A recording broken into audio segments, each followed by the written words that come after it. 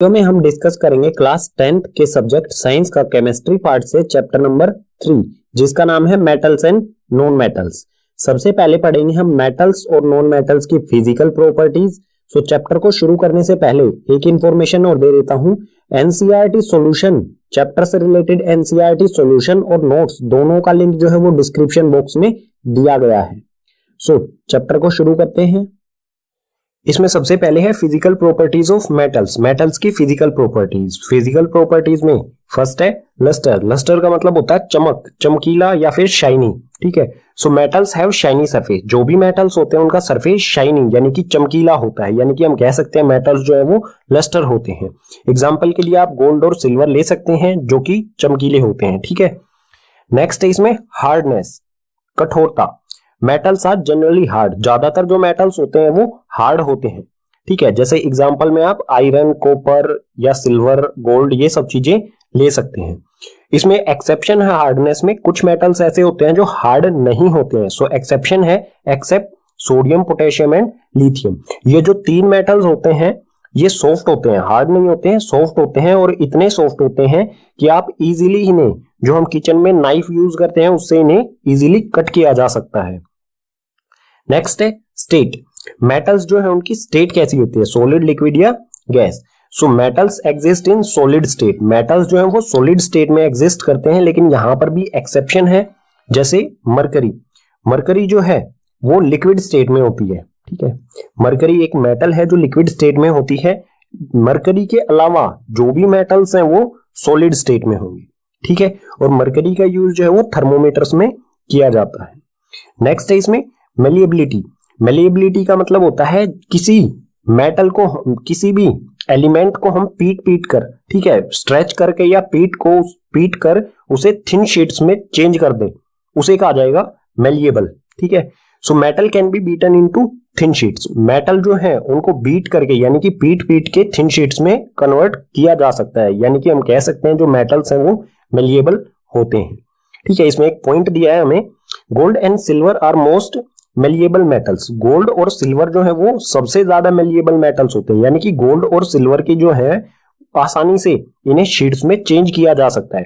सो आपने जो मिठाई वगैरह होती हैं, स्वीट्स जो होती हैं, उस पे सिल्वर और गोल्ड प्लेट होती है। ठीक है, सिल्वर और गोल्ड शीटें उस पे लगाई जाती हैं। ठीक है, यानी कि गोल्ड और सिल्वर जो है हमारे मोस्ट मेलिएबल, सबसे ज्यादा, बहुत पतली पतली इनकी शीट्स बनाई जा सकती हैं। फिजिकल प्रॉपर्टीज ऑफ मेटल में नेक्स्ट है डक्टिलिटी। डक्टिलिटी एक ऐसी प्रॉपर्टी होती है जिसके कारण हम किसी एलिमेंट को थिन वायर्स, पतले पतले वायर्स में चेंज कर सकते हैं, तो उसे कहा जाएगा डक्टाइल। ठीक है, so metal can B drone into thin wires. Metal जो है उन्हें थिन वायर्स यानी कि पतले पतले वायर्स उनके ड्रो यानी कि बनाए जा सकते हैं। ठीक है, तो हम कह सकते हैं कि मेटल जो है वो डक्टाइल होते हैं। जो डक्टिलिटी प्रॉपर्टी है वो मेटल्स में होती है। एग्जाम्पल के लिए कॉपर और एल्यूमिनियम। ठीक है, कॉपर और एल्यूमिनियम के पतले पतले वायर्स बनाए जाते हैं, और भी मेटल्स के वायर बनाए जा सकते हैं। ठीक है, नेक्स्ट है conductor of heat and electricity. Heat और इलेक्ट्रिसिटी के कंडक्टर, यानी कि जो भी एलिमेंट है उसमें से हीट पास होगी या हीट और इलेक्ट्रिसिटी पास होगी या नहीं होगी। So metals are good conductor of heat and electricity. जो भी मेटल्स होते हैं वो हीट और इलेक्ट्रिसिटी दोनों के गुड कंडक्टर होते हैं। गुड कंडक्टर होने का मतलब क्या होगा कि उसमें से हीट और इलेक्ट्रिसिटी दोनों चीजें इसमें से एक जगह से दूसरी जगह ट्रेवल कर सकती हैं। ठीक है, इसमें एक पॉइंट दिया गया है हमें, silver copper are best conductor of electricity. Silver और कॉपर जो है, ठीक है, सिल्वर और कॉपर ये इलेक्ट्रिसिटी, विद्युत के बेस्ट कंडक्टर होते हैं। ठीक है, इनमें बहुत आसानी से इलेक्ट्रिसिटी एक जगह से दूसरी जगह ट्रेवल कर सकती है। नेक्स्ट है डेंसिटी। डेंसिटी यानी कि घनत्व। Generally metals have high density. ज्यादातर जो मेटल्स हैं उनकी डेंसिटी हाई होती है एंड हाई मेल्टिंग पॉइंट, और इसी कारण हाई डेंसिटी होने के कारण जो मेल्टिंग पॉइंट है वो भी हाई होता है। ठीक है, कुछ ऐसे मेटल्स होते हैं जिनकी डेंसिटी कम होती है, जैसे कि सोडियम Na, पोटेशियम यानी कि K, सिंबल्स लिख रहा हूं मैं यहां पर उनके। ठीक है, सोडियम, पोटेशियम और लिथियम, ये जो मेटल्स हैं इनकी डेंसिटी कम होती है, और डेंसिटी कम होने का मतलब होगा कि इनका जो मेल्टिंग पॉइंट होगा वो भी लो होता है। ठीक है, वैसे इनके अलावा जो भी मेटल्स हैं उनकी डेंसिटी हाई होती है और मेल्टिंग पॉइंट भी हाई होता है। फिजिकल प्रॉपर्टीज ऑफ मेटल में नेक्स्ट है सोनोरस। जब भी किसी एलिमेंट को स्ट्राइक करने पर साउंड प्रोड्यूस करे तो उसे कहा जाएगा sonorous. So metals are sonorous. Metals जो है वो सोनोरस होते हैं, यानी कि मेटल को जब हम किसी हार्ड सरफेस से स्ट्राइक करेंगे तो वो साउंड प्रोड्यूस करेंगे। यहाँ पर लिखा भी हुआ है, when metal strike to a hard surface they produce sound. Metal को जब किसी हार्ड सरफेस पर स्ट्राइक करेंगे तो वो साउंड प्रोड्यूस करेगा। आपने जनरली नोटिस किया होगा जो भी बेल्स होती हैं, ठीक है, घंटियां होती हैं, वो मेटल्स की ही बनी होती है, ठीक है। नेक्स्ट है ऑक्साइड्स। जो भी मेटल की प्रॉपर्टीज के बारे में बात कर रहे हैं, तो जो भी मेटल्स होते हैं उनकी oxides, metallic oxides are basic in nature. जो भी मेटल की ऑक्साइड्स होती हैं उनका नेचर क्या होता है, बेसिक होता है, ठीक है। यहीं पर हो जाती है मेटल की फिजिकल प्रॉपर्टीज कंप्लीट। अब नेक्स्ट पेजेस पर पढ़ेंगे हम physical properties of non metals. Chapter में नेक्स्ट कॉन्सेप्ट है हमारा physical properties of non metals. Non metals की फिजिकल प्रॉपर्टीज, इसमें सबसे पहले लस्टर यानी कि shine. Non metals do not have shiny surface. जो भी नॉन मेटल्स होते हैं उनका सरफेस शाइनी नहीं होता है, ठीक है। इसमें एक एक्सेप्शन है आयोडीन। आयोडीन अकेला ऐसा नॉन मेटल है जिसका सरफेस शाइनी होता है। इसके अलावा जो भी नॉन मेटल्स है उनका सरफेस शाइनी नहीं होता है, ठीक है। नेक्स्ट है हार्डनेस यानी कि कठोरता। Non metals are generally soft. जो भी नॉन मेटल्स होते हैं वो ज्यादातर सॉफ्ट होते हैं, ठीक है, यानी कि हार्ड नहीं होते हैं, एक्सेप्ट डायमंड। डायमंड के अलावा, डायमंड एक ऐसा अकेला नॉन मेटल है जो हार्ड होता है, और ये सबसे हार्ड होता है, ये मेटल से भी हार्ड होता है। सबसे हार्ड जो थिंग है अर्थ पर वो है डायमंड, ठीक है। ये जो है कार्बन की एक फॉर्म होती है, ठीक है। इसके अलावा जो भी नॉन मेटल्स होते हैं वो सॉफ्ट होते हैं। नेक्स्ट है इसमें स्टेट यानी कि सॉलिड, लिक्विड या gas. So non metal exist in solid and gaseous state. जो भी नॉन मेटल्स होते हैं वो या तो सॉलिड स्टेट में होंगे या गैसियस स्टेट में होंगे, ठीक है। लेकिन यहां पर भी एक एक्सेप्शन है, ब्रोमीन। ब्रोमाइन जो है वो लिक्विड स्टेट में होता है। अकेला एक ऐसा नॉन मेटल है जो लिक्विड स्टेट में होता है। इसके अलावा जो भी नॉन मेटल्स हैं वो या तो सॉलिड में या फिर गैस की फॉर्म में होते हैं, ठीक है। नेक्स्ट है इसमें मेलिएबिलिटी। मेलिएबिलिटी मैं आपको बता चुका हूं, जिसको हम थिन शीट्स में चेंज कर सकें उसे कहा जाएगा malleable. So non metals are non malleable. जो भी नॉन मेटल्स होते हैं वो नॉन मेलिएबल होते हैं, यानी कि इन्हें थिन शीट्स में कन्वर्ट नहीं किया जा सकता है, ठीक है, इसलिए इन्हें कहा जाएगा non malleable. Physical properties of non metals में नेक्स्ट है डक्टिलिटी। डक्टिलिटी यानी कि थिन वायर्स में कन्वर्ट हो जाए उसे कहेंगे डक्टाइल। जो थिन वायर्स में कन्वर्ट ना हो तो उसे कहेंगे non ductile. So non metals are non ductile. जो भी नॉन मेटल्स है वो नॉन डक्टाइल होते हैं, यानी कि नॉन मेटल्स को थिन वायर्स में कन्वर्ट नहीं किया जा सकता है। नेक्स्ट है conductor of heat and electricity. Electricity और हीट के कंडक्टर की इलेक्ट्रिसिटी और हीट इसमें से पास होगी या नहीं। So non metals are poor conductor of heat and electricity. जो भी नॉन मेटल्स होते हैं वो पुअर कंडक्टर होते हैं हीट और इलेक्ट्रिसिटी दोनों के। पुअर कंडक्टर होने का मतलब होगा कि हीट और इलेक्ट्रिसिटी इसमें से पास नहीं होती है। लेकिन यहाँ पर एक एक्सेप्शन है, ग्रेफाइट। ग्रेफाइट जो है उसमें से इलेक्ट्रिसिटी इजीली पास होती है। जो पेंसिल जो होती है उसको हमें किसी भी प्लग वगैरह में नहीं डालना चाहिए, हमें शॉक लग सकता है, इलेक्ट्रिक शॉक लग सकता है, ठीक है। सो ग्रेफाइट जो है वो इलेक्ट्रिसिटी का गुड कंडक्टर होती है, और ये एक नॉन मेटल होता है, ये भी एक कार्बन की फॉर्म होती है, ठीक है। नेक्स्ट है डेंसिटी।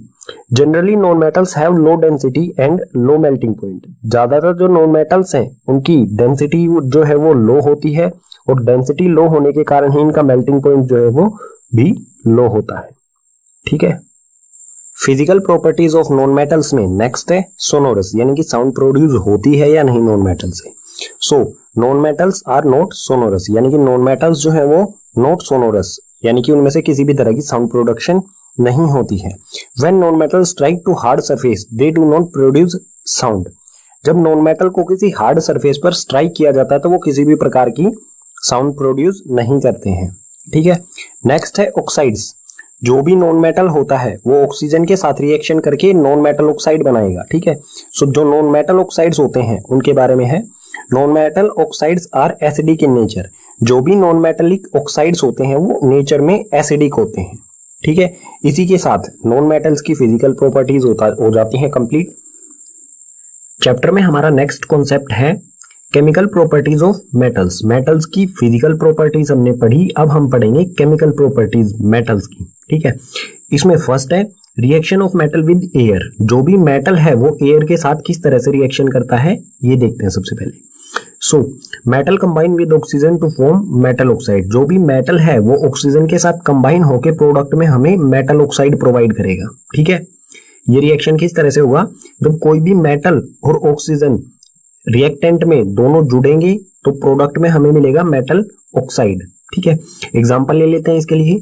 एग्जांपल में फर्स्ट है Cu यानी कि कॉपर और ऑक्सीजन ऑक्साइड, कॉपर और ऑक्सीजन मिलके हमें देंगे कॉपर ऑक्साइड। इसी तरह से एल्यूमिनियम है और ऑक्सीजन, एल्यूमिनियम और ऑक्सीजन रिएक्शन करके बनाएंगे एल्यूमिनियम ऑक्साइड। कोई भी मेटल ऑक्सीजन के साथ रिएक्शन करके मेटल ऑक्साइड ही बनाएगा। ठीक है, पीछे वाले पेज पर हमने मेटल और ऑक्सीजन के रिएक्शन के बारे में पढ़ा, लेकिन सभी मेटल जो है वो ऑक्सीजन के साथ एक तरह से रिएक्शन नहीं करते हैं, सभी जो है वो अलग अलग रिएक्टिविटी शो करते हैं ऑक्सीजन के साथ। So different metal show different reactivity toward oxygen. इसमें पहला पॉइंट है Na यानी कि सोडियम एंड K यानी कि potassium. Sodium and potassium react so vigorously that they catch fire if kept in open place, so they are kept immersed in kerosene oil. Sodium और potassium जो है ये oxygen के साथ बहुत तेजी के साथ रिएक्शन करते हैं, और इतनी तेजी के साथ रिएक्शन करते हैं कि ये जब ओपन प्लेस पर इन्हें रखा जाता है, यानी कि एयर की प्रेजेंस में जब इन्हें रखा जाएगा तो ये फायर कैच कर लेते हैं, और इस फायर इन एलिमेंट्स को फायर से बचाने के लिए इन्हें केरोसिन ऑयल में इमर्स्ड यानी कि डुबो कर रखा जाता है। ठीक है, तो सोडियम और पोटेशियम जो है ये बहुत तेजी के साथ रिएक्शन करते हैं। नेक्स्ट है इसमें surface of Mg, Al, Zn, Pb are covered with a thin layer of oxide which prevent them from further oxidation। जो भी मैग्नीशियम, एल्यूमिनियम, जिंक और लेड इनका सरफेस होता है वो ऑक्सीजन के साथ रिएक्शन करके एक पतली सी थिन लेयर बना लेता है ऑक्साइड की। ठीक है, अगर मैग्नीशियम होगा, मैग्नीशियम का कोई मेटल है तो मैग्नीशियम एयर के साथ रिएक्शन करके मैग्नीशियम ऑक्साइड लेयर बना लेगा इसके सरफेस पर, मैग्नीशियम एलिमेंट के सरफेस पर, और जो भी सरफेस पर ऑक्साइड बनेगा मेटल ऑक्साइड वो उसी एलिमेंट को फर्दर आगे ऑक्सीडेशन होने से बचाता है, यानी कि प्रिवेंट करता है मेटल को खराब होने से। ठीक है, नेक्स्ट है Fe does not burn on heating but iron filings burn vigorously। जब आयरन को बर्न करेंगे, आयरन की कोई रोड है उसको बर्न करेंगे तो वो बस हीट होगी, बर्न नहीं होगी, यानी कि आयरन जो है वो जब बहुत टाइम लगाता है ऑक्सीजन के साथ रिएक्शन करने में, बहुत जल्दी नहीं होता है। लेकिन आयरन फिलिंग्स कहें या आयरन पाउडर कहें, ठीक है, आयरन पाउडर जो है वो बहुत तेजी के साथ जब इसे हीट किया जाएगा तो ये तेजी के साथ बर्न हो जाती है, इजीली ये रिएक्शन करता है ऑक्सीजन के साथ। ठीक है, next Cu does not burn but coated with black copper oxide। जब हम Cu यानी कि कॉपर को जब हम हीट करेंगे तो ये बर्न नहीं होगा, लेकिन इस पर एक ब्लैक लेयर आ जाती है। ठीक है, और जो ब्लैक लेयर होती है वो किस चीज की होती है, कॉपर ऑक्साइड की। तो हम कह सकते हैं कि कॉपर की भी लेयर जो है वो ऑक्सीजन के साथ रिएक्शन करती है। अंदर वाला जो एलिमेंट होगा कॉपर की लेयर के अंदर जो कॉपर होगा वो रिएक्शन नहीं करता है, सिर्फ लेयर कॉपर ऑक्साइड बना लेती है। नेक्स्ट है Au and Ag does not react with oxygen. Metal oxide से रिलेटेड कॉन्सेप्ट है हमारा एम्फोथेरिक ऑक्साइड। एम्फोथेरिक ऑक्साइड्स क्या होती हैं, metal oxides which reacts with both acids as well as bases to produce salt and water और called amphoteric oxide. ऐसी metal oxides जो acids और बेसिस दोनों के साथ रिएक्शन करें और प्रोडक्ट में हमें सोल्ट और वाटर दें, उसे कहा जाएगा एम्फोथेरिक ऑक्साइड्स। ठीक है, दोनों कंडीशन होनी चाहिए हमें, एसिड और बेसिस के साथ रिएक्शन, दोनों के साथ रिएक्शन भी करें और दोनों के साथ रिएक्शन करके सोल्ट और वाटर दोनों चीजें हमें प्रोडक्ट में मिले तो उसे कहा जाएगा एम्फोथेरिक ऑक्साइड। एग्जाम्पल लेते हैं यहाँ पर, एग्जाम्पल में है एल्यूमिनियम ऑक्साइड। एल्यूमिनियम ऑक्साइड जब एसिड यानी कि HCl के साथ रिएक्शन करेगा, ठीक है, ये मेटल ऑक्साइड और ये HCl के साथ रिएक्शन करेगा जब एसिड के साथ, तो प्रोडक्ट में हमें मिलेगा एल्यूमिनियम क्लोराइड। ये एक सोल्ट होता है, ठीक है, सोल्ट, और साथ में H2O यानी कि वाटर। सो इसने क्या किया, एसिड के साथ रिएक्शन करके हमें सोल्ट और वाटर दिया। अब चेक करते हैं बेस के साथ भी क्या हमें ये सोल्ट और वाटर ही देता है। सो यहाँ पर है एल्यूमिनियम ऑक्साइड, ये रिएक्शन कर रहा है NaOH यानी कि सोडियम हाइड्रो ऑक्साइड, जो कि एक बेस होता है। एल्यूमिनियम ऑक्साइड जब बेस के साथ रिएक्शन करके हमें प्रोडक्ट में दे रहा है सोडियम एल्यूमिनियम ऑक्साइड, ठीक है, ये भी एक सोल्ट होता है, सोल्ट, और साथ में H2O यानी कि वाटर, दोनों चीजों के साथ ये रिएक्शन कर रहा है। सबसे पहले ये एसिड और बेस दोनों के साथ रिएक्शन कर रहा है और प्रोडक्ट में हमें सोल्ट और H2O, दोनों कंडीशन में हमें सोल्ट और H2O मिल रहा है, तो हम इसे कहेंगे एम्फोटेरिक ऑक्साइड, ठीक है। जो भी मेटल ऑक्साइड्स सोल्ट और वाटर दें और एसिड्स और बेसिस दोनों के साथ रिएक्शन करें तो उसे कहा जाएगा एम्फोटेरिक ऑक्साइड, ठीक है। यहां पर जो एल्यूमिनियम ऑक्साइड है ये है amphoteric oxide. Chemical properties of metals में नेक्स्ट है reaction of metal with water, metal का वाटर के साथ रिएक्शन। मेटल वाटर के साथ रिएक्शन करके मेटल और वाटर दोनों रिएक्शन करेंगे और बनाएंगे मेटल ऑक्साइड या फिर मेटल हाइड्रो ऑक्साइड, ठीक है। दोनों में से कोई एक चीज बनेगी, या तो मेटल ऑक्साइड या मेटल हाइड्रो ऑक्साइड, और साथ में हाइड्रोजन गैस, ठीक है। जो हाई रिएक्टिव मेटल्स होंगे वो मेटल हाइड्रो ऑक्साइड बनाएंगे और जो लीस्ट रिएक्टिव या मॉडरेट रिएक्टिव होंगे वो मेटल ऑक्साइड बनाएंगे, ठीक है। और अगर कोई मेटल ऑक्साइड है वो वाटर के साथ रिएक्शन करता है तो उसमें प्रोडक्ट में मिलेगा हमें मेटल हाइड्रो ऑक्साइड। कुछ एग्जांपल्स देख लेते हैं यहाँ पर। सोडियम Na यानी कि सोडियम हाई रिएक्टिव मेटल है, सो सोडियम H2O यानी कि वाटर के साथ रिएक्शन करके NaOH यानी कि सोडियम हाइड्रो ऑक्साइड और साथ में हाइड्रोजन गैस बनाएगा, ठीक है। इसी तरह से कैल्शियम, ये भी हाई रिएक्टिव मेटल है। कैल्शियम और वाटर दोनों रिएक्शन करेंगे और प्रोडक्ट में मिलेगा हमें कैल्शियम हाइड्रो ऑक्साइड और हाइड्रोजन गैस। एक और एग्जांपल देख लेते हैं। Fe, ये मॉडरेट रिएक्टिव है यानी कि ज्यादा तेजी के साथ रिएक्शन नहीं करता है। सो ये है आयरन। Fe जो होता है वो होता है आयरन, फेरिक भी कहा जाता है इसे।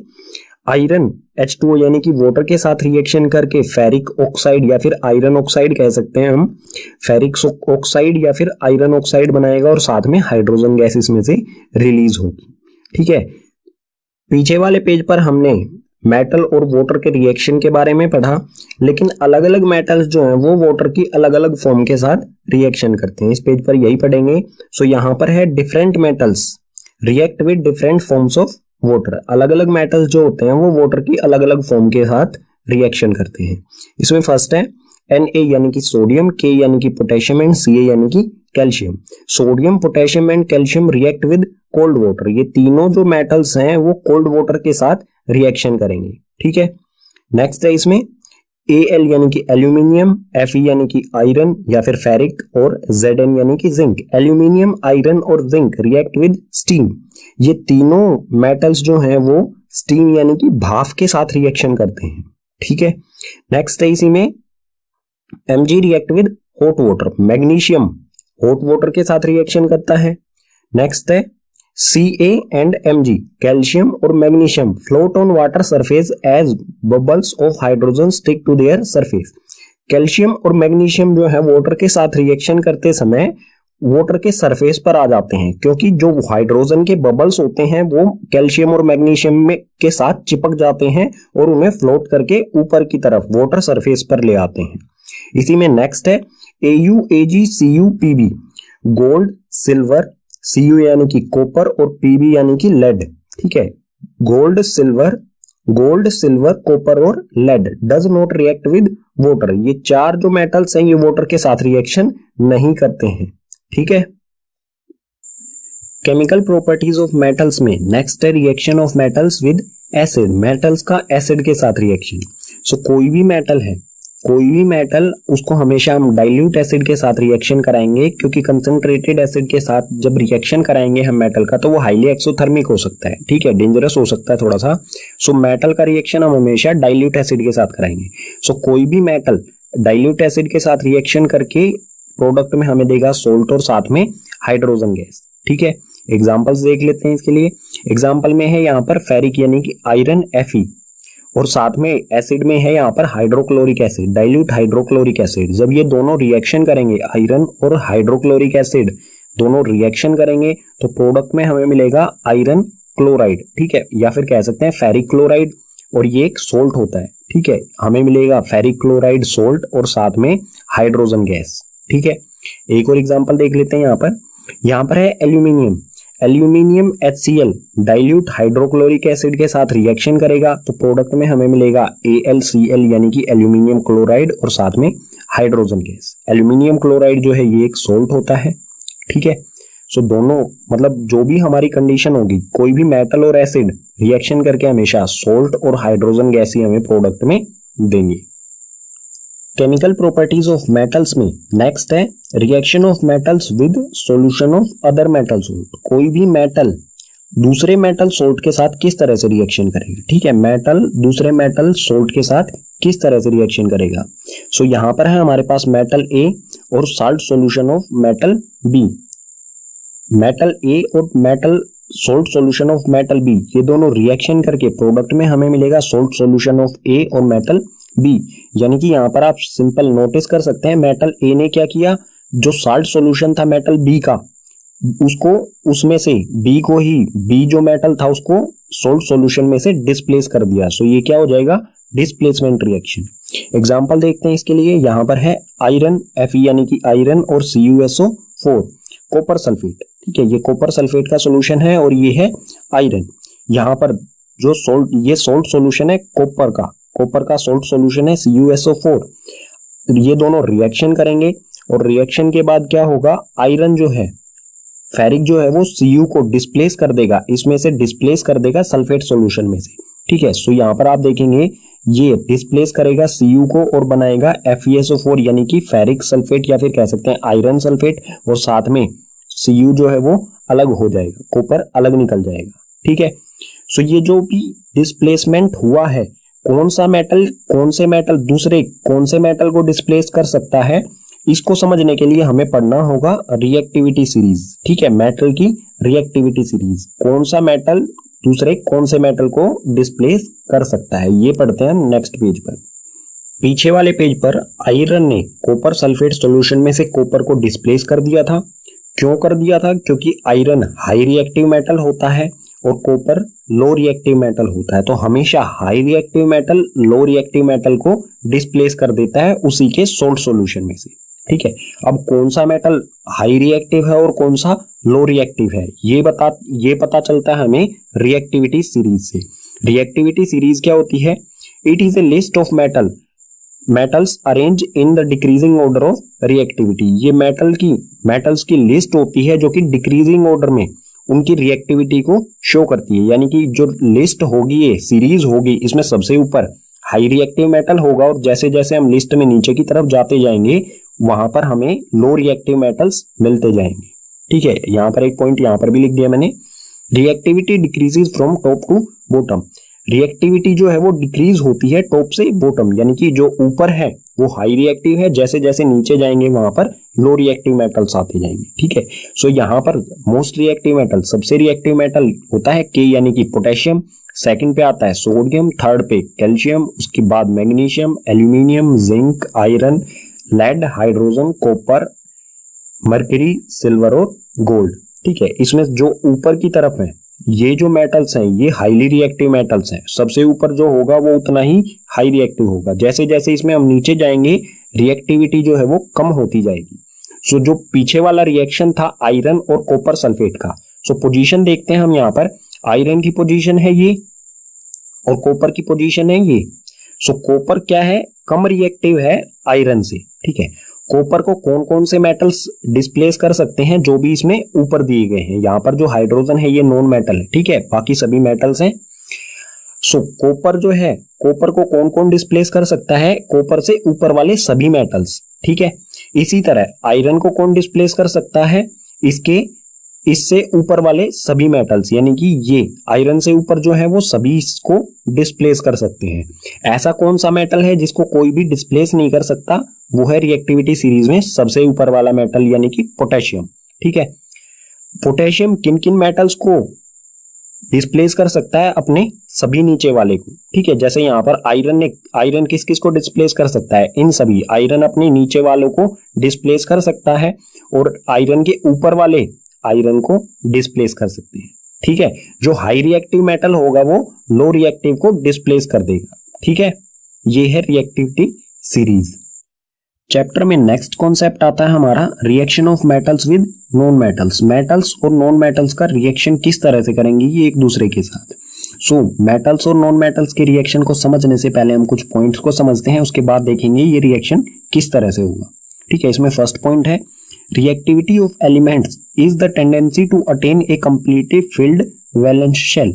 जो भी एलिमेंट्स हो हमारे, चाहे वो मेटल्स हो या नॉन मेटल हो, वो सभी क्या करते हैं, उनमें एक टेंडेंसी होती है कि वो अपने वैलेंस शेल यानी कि लास्ट शेल जो होता है उसको कंप्लीट फिल करने की कोशिश करते हैं। ठीक है, एग्जांपल लेते हैं। यहाँ पर एग्जांपल है इस पॉइंट का Na यानी कि सोडियम का एटॉमिक नंबर होता है 11, यानी कि इसमें इलेक्ट्रॉन्स की संख्या कितनी होती है, नंबर ऑफ इलेक्ट्रॉन्स होते हैं इसमें 11। सो जो भी इलेक्ट्रॉन्स होते हैं, सोडियम का इलेक्ट्रॉनिक कन्फिग्रेशन क्या होगा, इसके फर्स्ट शेल में हमेशा फर्स्ट शेल में 2 इलेक्ट्रॉन्स होते हैं, सेकंड शेल में 8 इलेक्ट्रॉन्स होते हैं। यहां पर हम चेक करेंगे टोटल कितने हो गए, 2 और 8 हो गए 10, तो इसमें से 10 को माइनस करेंगे तो बचेगा 1 इलेक्ट्रॉन, थर्ड शेल में आ जाएगा 1 इलेक्ट्रॉन। ठीक है, सो इसका इलेक्ट्रॉनिक कन्फिग्रेशन क्या हुआ, 2, 8 और 1।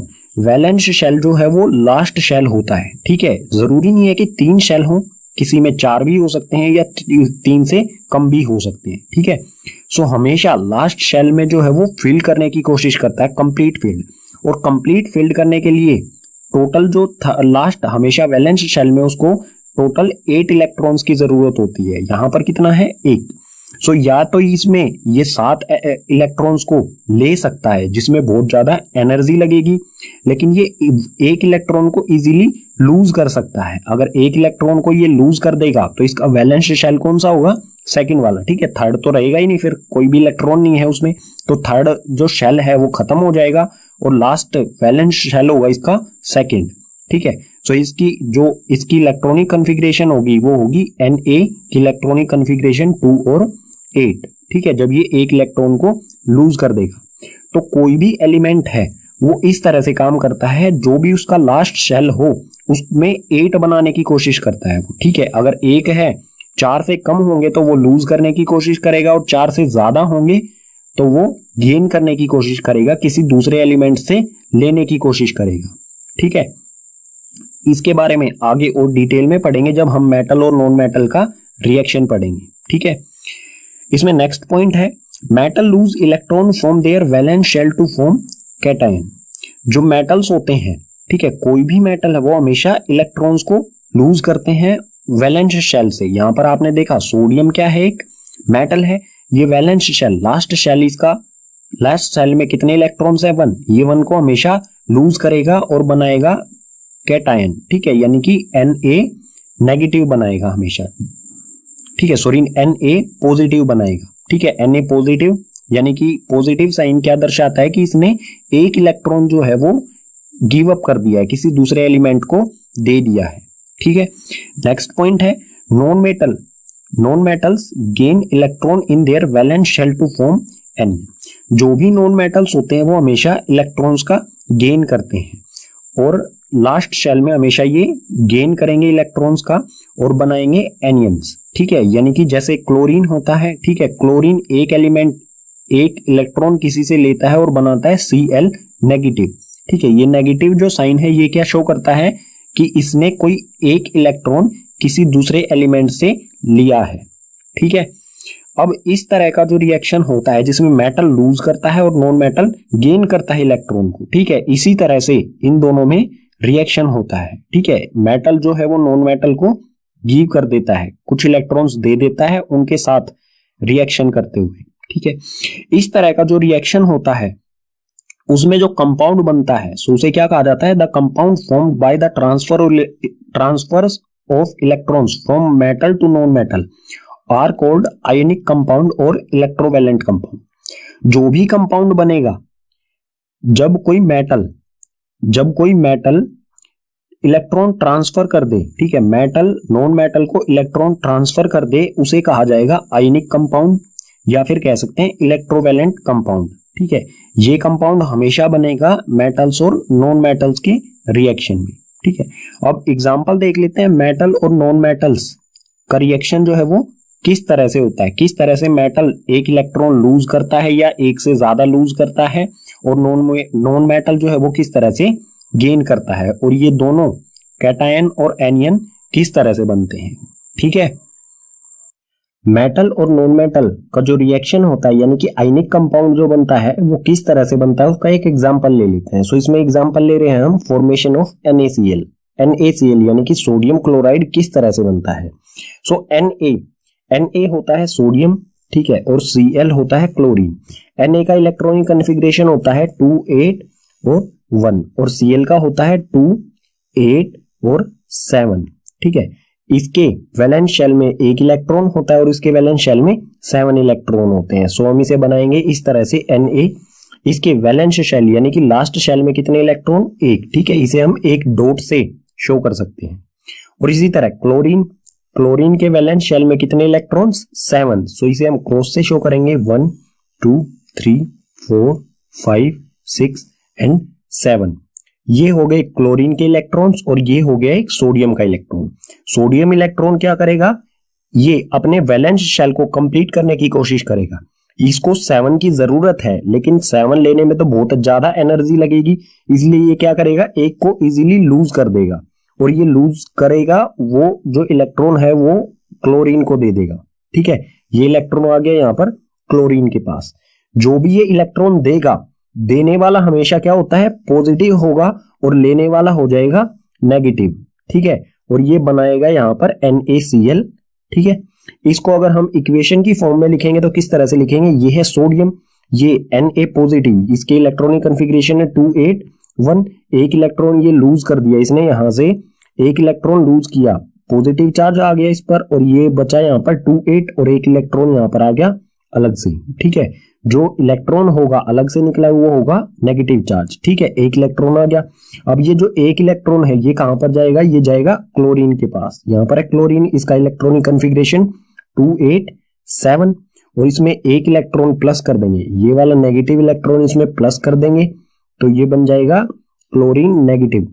ठीक है, इसका इलेक्ट्रॉनिक कॉन्फ़िगरेशन हो जाएगा 2 8 8। ठीक है, और इस पर चार्ज क्या होगा, नेगेटिव, क्योंकि इसने एक इलेक्ट्रॉन कहां से लिया है, किसी से। जो भी किसी से लेगा तो उसका नेगेटिव चार्ज, जो किसी को इलेक्ट्रॉन देगा उस पर पॉजिटिव चार्ज। ठीक है, एक और एग्जांपल देख लेते हैं मेटल और नॉन मेटल के रिएक्शन में। AlCl2 यानी कि एल्यूमिनियम क्लोराइड किस तरह से बनता है। सो एल्यूमिनियम जो होता है उसका इलेक्ट्रॉनिक कॉन्फ़िगरेशन होता है 2 8 2। ठीक है, यानी कि इसका एटॉमिक नंबर क्या होता है, 12। ठीक है, और क्लोरीन का हम पहले ही पता है हमें 2 8 और 7। सो क्या होगा इसमें, एल्यूमिनियम के वैलेंस शेल में कितने इलेक्ट्रॉन है, 2। सो ये बनाएंगे हम एल्यूमिनियम, इसके वैलेंस शेल में ये 2 इलेक्ट्रॉन्स, ये डॉट जो बनाए ये हो गए 2 इलेक्ट्रॉन्स। इसी तरह क्लोरीन के वैलेंस शेल में 7 इलेक्ट्रॉन्स जो हम क्रॉस से शो कर रहे हैं। ठीक है, सो ये हो गए 7 इलेक्ट्रॉन्स क्लोरीन के। अब जो एल्यूमिनियम है ये एक इलेक्ट्रॉन तो क्लोरीन को दे देगा।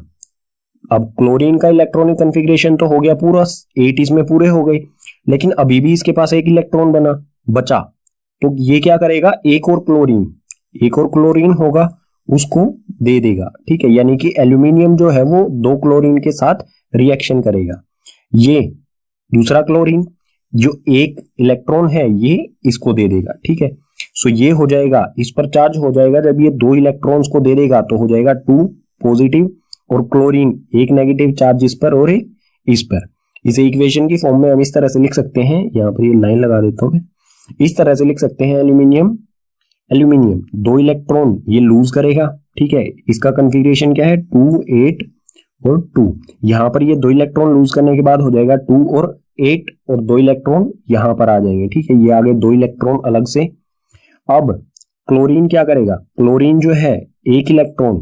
क्लोरीन एक इलेक्ट्रॉन के साथ रिएक्शन करेगा, एक क्लोरीन एक इलेक्ट्रॉन के साथ। सो क्लोरीन है ये 2 8 7, एक इलेक्ट्रॉन इसमें जोड़ देंगे तो ये हो जाएगा Cl 2 8 और 8, इस पर हो जाएगा नेगेटिव चार्ज, और ये ऐसे ऐसे 2 क्लोरीन जाके एल्यूमिनियम के साथ रिएक्शन करेंगे। ठीक है, मेटल और नॉन मेटल के रिएक्शन से जो भी हमारा आयनिक कंपाउंड होता है उसकी कुछ प्रॉपर्टीज देखते हैं। So properties of ionic compounds, इसमें पहले है physical nature of ionic compound. ये कैसे होते हैं? They are solid and hard, generally brittle. जो भी आयनिक कंपाउंड्स होते हैं वो सॉलिड होते हैं और हार्ड होते हैं। हार्ड होने के साथ साथ ये ब्रिटल होते हैं, यानी कि इजीली ब्रेकेबल। जिस तरह से मार्बल्स होते हैं कंचे, वो हार्ड होते हैं लेकिन जब हम हैमर से स्ट्राइक करते हैं मार्बल्स पर वो इजीली ब्रेक भी हो जाते हैं। तो जो आयनिक कंपाउंड्स होते हैं उनकी प्रॉपर्टीज कुछ वैसी ही होती हैं, हार्ड के साथ साथ इजीली ब्रेकेबल। ठीक है, नेक्स्ट है melting and boiling point. Ionic compounds का मेल्टिंग और बॉइलिंग पॉइंट की बात करें, they have high melting and boiling point. Melting point भी इनका हाई होता है और बॉइलिंग पॉइंट भी हाई होता है। दोनों चीजें, मेल्टिंग पॉइंट और बॉइलिंग पॉइंट दोनों हाई होते हैं। नेक्स्ट है solubility, soluble in water but not in kerosene, petrol, etc. जो भी आयनिक कंपाउंड्स होते हैं वो वाटर में तो सोल्यूबल होते हैं, बट केरोसिन और पेट्रोल जैसे पदार्थ होते हैं, हमारे मैटर होते हैं, इनमें ये सोल्यूबल नहीं होते हैं। नेक्स्ट है कंडक्शन ऑफ इलेक्ट्रिसिटी। इलेक्ट्रिसिटी को कंडक्ट करते हैं या नहीं? कंडक्ट करने का मतलब होगा कि ये गुड कंडक्टर है, ठीक है, और कंडक्टर ना करने का मतलब होगा पुअर कंडक्टर, यानी कि इनमें इलेक्ट्रिसिटी ट्रांसफर होती है या नहीं एक जगह से। They conduct electricity in molten state and solution form but not in solid state. अगर ये मोल्टन स्टेट में है यानी कि पिघली हुई अवस्था में है तो ये इलेक्ट्रिसिटी को कंडक्ट करेंगे, ठीक है, मोल्टन स्टेट में कंडक्ट करते हैं इलेक्ट्रिसिटी को, और सॉल्यूशन की फॉर्म में है तो भी इलेक्ट्रिसिटी को कंडक्ट करते हैं। लेकिन सॉलिड स्टेट में अगर है आयनिक कंपाउंड कोई सॉलिड स्टेट में है तो वो इलेक्ट्रिसिटी को कंडक्ट नहीं करता है, सिर्फ मोल्टन और सॉल्यूशन स्टेट में ही ये इलेक्ट्रिसिटी को कंडक्ट करते हैं, यानी कि एक जगह से दूसरी जगह इलेक्ट्रिसिटी को ट्रांसफर कर सकते हैं। ठीक है, चैप्टर में हमारा नेक्स्ट कॉन्सेप्ट है अकरेंस ऑफ मेटल्स। मेटल्स किस तरह से बनते हैं? ये एक वास्ट प्रोसेस है, इसको समझने के लिए हमें कुछ टर्म्स को समझना पड़ेगा। इसमें फर्स्ट है मिनरल्स। मिनरल्स क्या होते हैं? द एलिमेंट और compound which occur naturally in the earth crust are called minerals. Minerals ऐसे एलिमेंट और कंपाउंड्स होते हैं जो हमें नेचुरली अर्थ क्रस्ट से मिलते हैं, यानी कि पृथ्वी की सतह से मिलते हैं या पृथ्वी के अंदर से मिलते हैं, उन्हें कहा जाता है मिनरल्स। ठीक है, नेक्स्ट है इसमें ओर्स। ओर्स क्या होते हैं?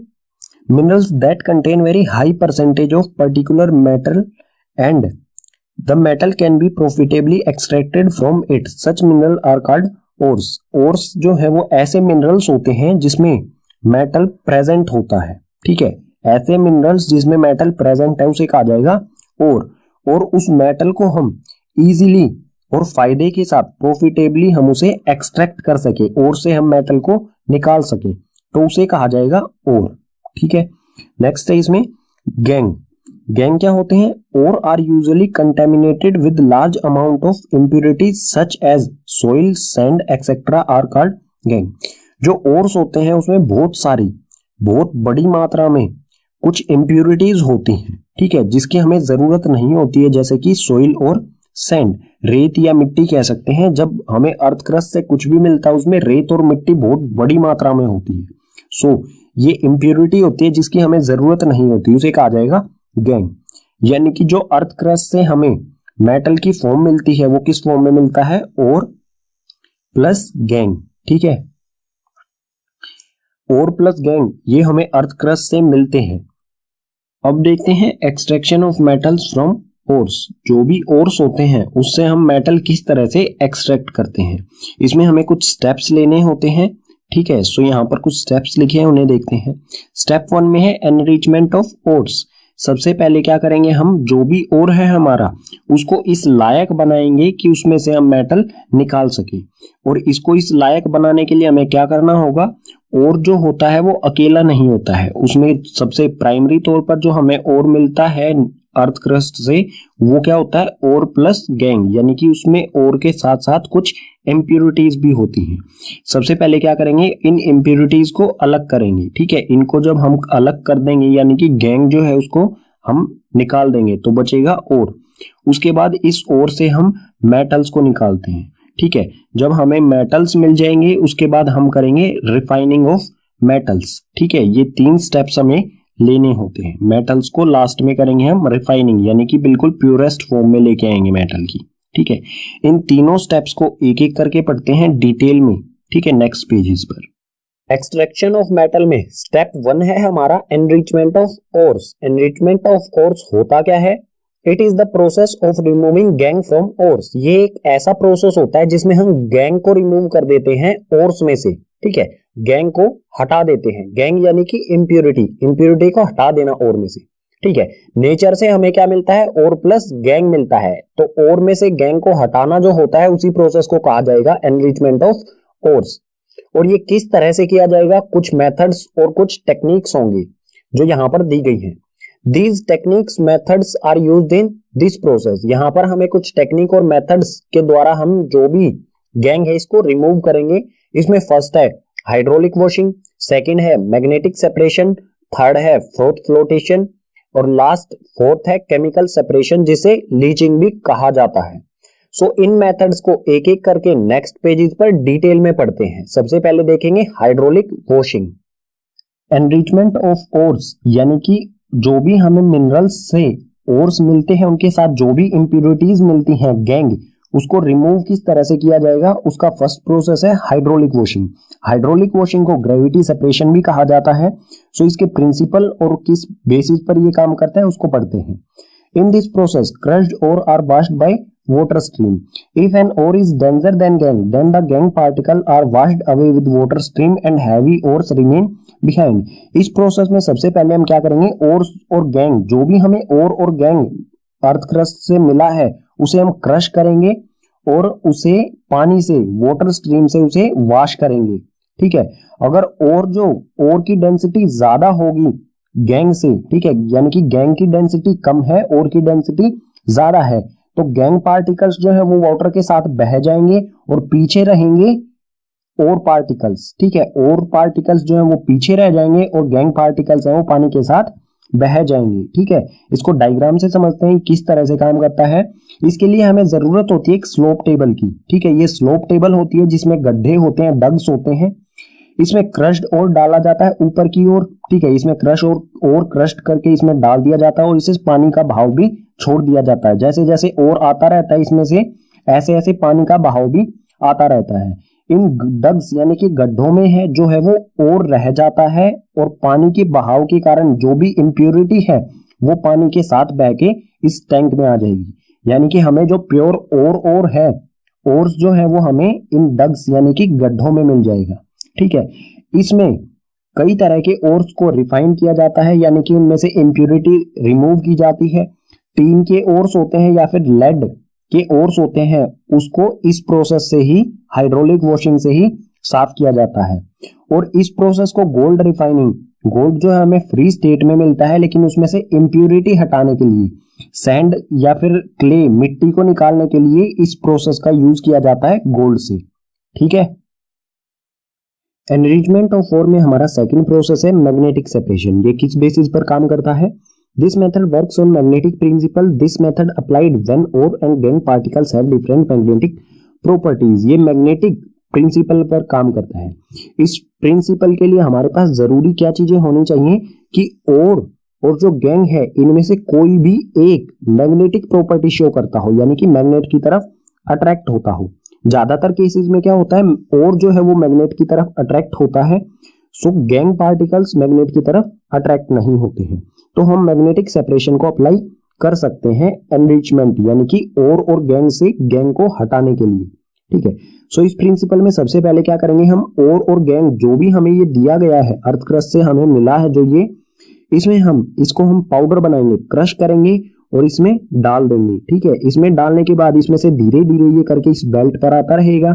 ये एक मूविंग बेल्ट है। ठीक है, और इस पर दो व्हील्स लगे हैं, एक इस तरफ और एक इस तरफ। इस तरफ वाला व्हील, ये वाला व्हील जो है ये मैग्नेटिक व्हील है, यानी कि जो भी आयरन पार्टिकल्स होंगे उनको ये अट्रैक्ट करेगा। मैग्नेटिक प्रॉपर्टी जो भी सब्सटेंस शो करेगा उसको ये अट्रैक्ट कर लेगा।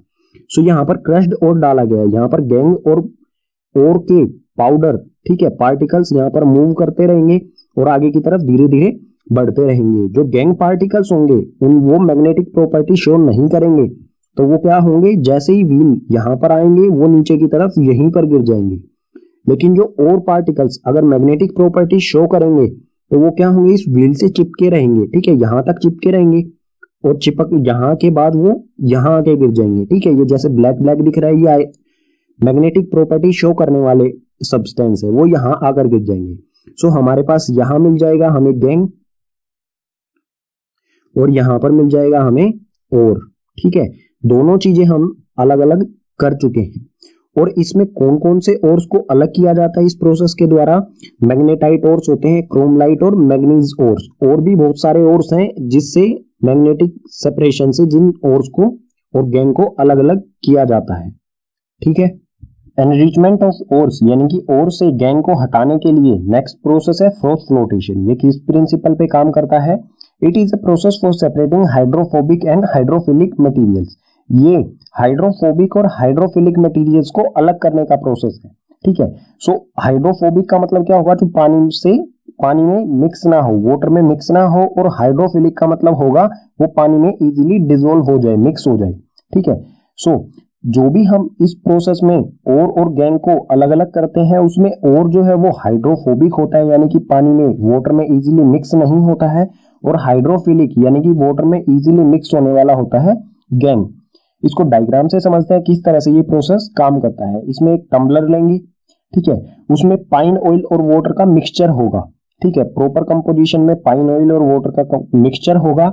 इसमें और प्लस गैंग जो भी हमें अर्थ क्रस्ट से ये मिला है, इसको क्रश करके इसमें डाल दिया जाएगा, और इसमें डालने के बाद जो गैंग है वो तो वाटर में इजीली डिसॉल्व हो जाएगा, लेकिन और जो है वो इसमें सस्पेंडेड रहेगा, ठीक है।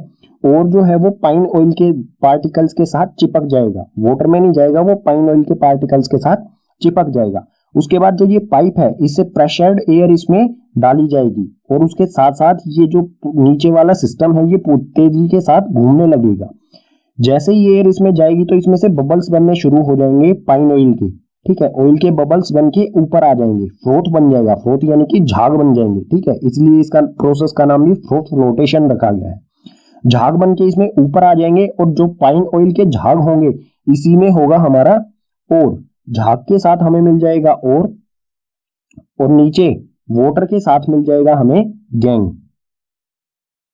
ठीक है। दोनों चीजें अलग अलग हो जाएंगी झाग से। उसके बाद हम और को निकाल लेंगे और गैंग की जरूरत हमें होती नहीं, ठीक है। दोनों चीजें अलग अलग हो गई हैं।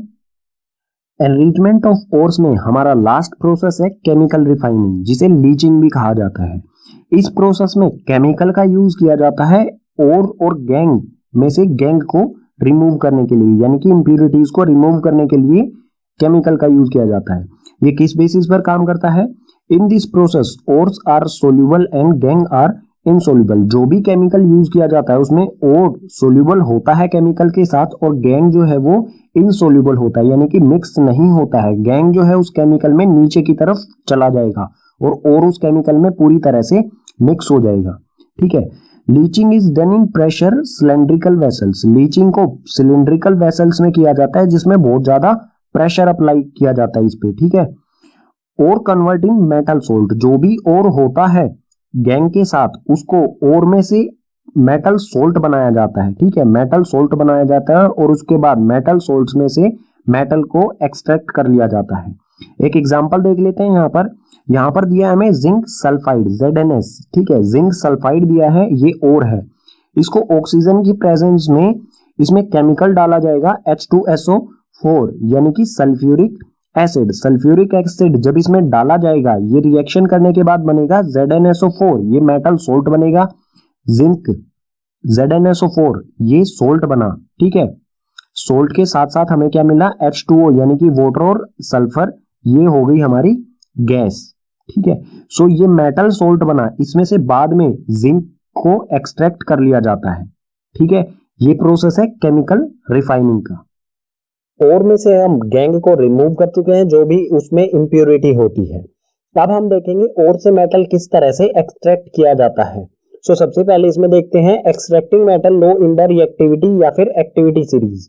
जो भी एक्टिविटी या रिएक्टिविटी सीरीज होती है उसमें नीचे वाले मेटल्स, ठीक है, जो कम रिएक्टिव होते हैं, उनको किस तरह से एक्सट्रैक्ट किया जाएगा उनके ओर से। सो सबसे पहले नीचे की तरफ जो मेटल्स होते हैं वो कौन कौन से होते हैं? सबसे नीचे होता है Au यानी कि गोल्ड, उसके ऊपर होता है Ag यानी कि सिल्वर, ये तो बिल्कुल फ्री स्टेट में मिलते हैं हमें, नेटिव स्टेट में, ठीक है। इनको एक्सट्रैक्ट करने की जरूरत नहीं होती, ये बिल्कुल फ्री स्टेट में मिलते हैं, ठीक है। और इनके अलावा जो नीचे की तरफ मेटल्स होते हैं वो होता है Hg और Cu, यानी कि मरकरी और कॉपर। मरकरी और कॉपर जो है ये सल्फाइड्स या फिर ऑक्साइड्स के और में हमें मिलता है नेचर से, ठीक है। सो इनके सल्फाइड और ऑक्साइड से इन्हें किस तरह से एक्सट्रैक्ट किया जाएगा ये देखते हैं। These metals are non reactive, ये मेटल्स जो है वो लगभग ना के बराबर रिएक्टिव होते हैं।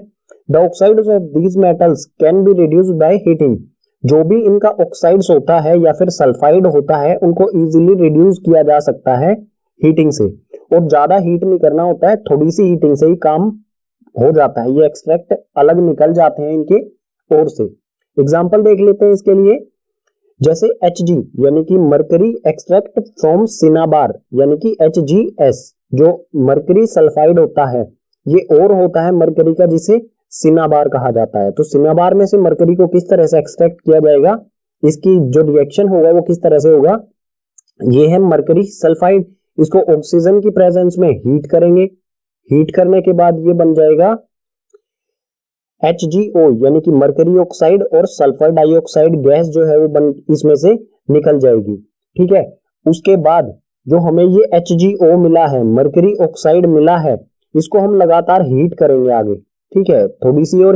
थोड़ा सा और हीट करेंगे इसे, तो ये मरकरी और ऑक्सीजन, ठीक है, मरकरी अलग हो जाएगा और ऑक्सीजन गैस इसमें से निकल जाएगी, यानी कि हमें क्या मिल गया लास्ट में, प्योर मरकरी मिल गया, ठीक है। Similarly Cu2S can be obtain, इसी तरह से कॉपर सल्फाइड जो है उसको भी ऑब्टेन किया जा सकता है। कॉपर सल्फाइड को भी इसी प्रकार से ऑक्सीजन की प्रेजेंस में हीट किया जाएगा, ठीक है। इसके रिएक्शन जो है यहाँ पर लिखा गया, इसे देख लेते हैं। ये है कॉपर सल्फाइड, कॉपर सल्फाइड को भी ऑक्सीजन की प्रेजेंस में हीट करेंगे, हीट करने के बाद ये कन्वर्ट हो जाएगा कॉपर ऑक्साइड में, और SO2 जो गैस है वो इसमें से निकल जाएगी, ठीक है। इसके बाद जो हमें Cu2O कॉपर ऑक्साइड मिला है, इसको हम फिर से हीट करेंगे, किसकी प्रेजेंस में, यहां पर हम इसे हीट करेंगे कॉपर सल्फाइड की प्रेजेंस में, ठीक है। इसकी प्रेजेंस में यहां पर इसे हीट किया जाएगा। कॉपर ऑक्साइड और कॉपर सल्फाइड इनको साथ में हीट करेंगे तो हमें मिल जाएगा कॉपर और ऑक्सीजन गैस इसमें से निकल जाएगी। इस कंडीशन में भी हमें क्या मिल गया, प्योर कॉपर मिल गया, ठीक है। इस तरह से जो लो एक्टिविटी सीरीज में नीचे वाले मेटल्स जो हैं उनको एक्सट्रैक्ट किया जाता है, ठीक है। हल्की सी हीट की आवश्यकता होती है इन्हें एक्सट्रैक्ट करने के लिए, ठीक है। रिएक्टिविटी सीरीज में नीचे वाले मेटल्स को एक्सट्रैक्ट करने के बाद अब हम देखते हैं रिएक्टिविटी सीरीज के मिडल यानी कि बीच वाले जो मेटल्स होते हैं उनको किस तरह से एक्सट्रैक्ट किया जाता है उनके ओर्स से। So extracting metals middle in the reactivity या फिर एक्टिविटी सीरीज, जो भी मिडल में होते हैं उनको किस तरह से एक्सट्रैक्ट किया जाएगा। मिडल में कौन कौन से मेटल्स होते हैं, जिंक होता है, आयरन और लेड, ठीक है। इस तरह के कुछ मेटल्स होते हैं, इनके बारे में कुछ दिया गया है, ये पढ़ लेते हैं सबसे पहले। These metals usually present as sulphides और कार्बोनेट्स, जो भी ये मेटल्स हैं ये दो टाइप के ओर्स पाए जाते हैं, एक तो सल्फाइड ओर्स के रूप में पाए जाते हैं हमें, और एक कार्बोनेट्स ओर की फॉर्म में पाए जाते हैं।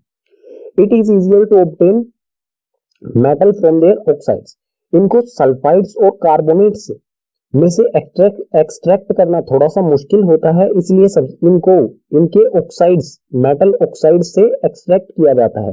यानी कि सबसे पहले क्या किया जाएगा, जो सल्फाइड और होगा उसको हम सबसे पहले मेटल ऑक्साइड में चेंज करेंगे, इसी तरह कार्बोनेट जो है उसको भी मेटल ऑक्साइड में चेंज करेंगे। सो सबसे पहले देखते हैं सल्फाइड्स और कार्बोनेट्स और में से मेटल ऑक्साइड किस तरह से बनाया जाता है, और उसके बाद देखेंगे कि मेटल ऑक्साइड से मेटल किस तरह से एक्सट्रैक्ट किया जाता है। सो ये दो तरह के होते हैं सल्फाइड और कार्बोनेट्स के। सबसे पहले देखते हैं सल्फाइड्स में से किस तरह से मेटल ऑक्साइड बनाया जाता है। सो यहाँ पर दिया गया है extraction from metal sulphides ores, extract किया जाएगा मेटल सल्फाइड्स में से, ठीक है। सो मेटल सल्फाइड्स में से मेटल ऑक्साइड बनाने का प्रोसेस जो है उसे कहा जाता है रोस्टिंग। इसमें क्या होता है, the sulphides ore are converted into metal oxides by heating strongly in presence of oxygen.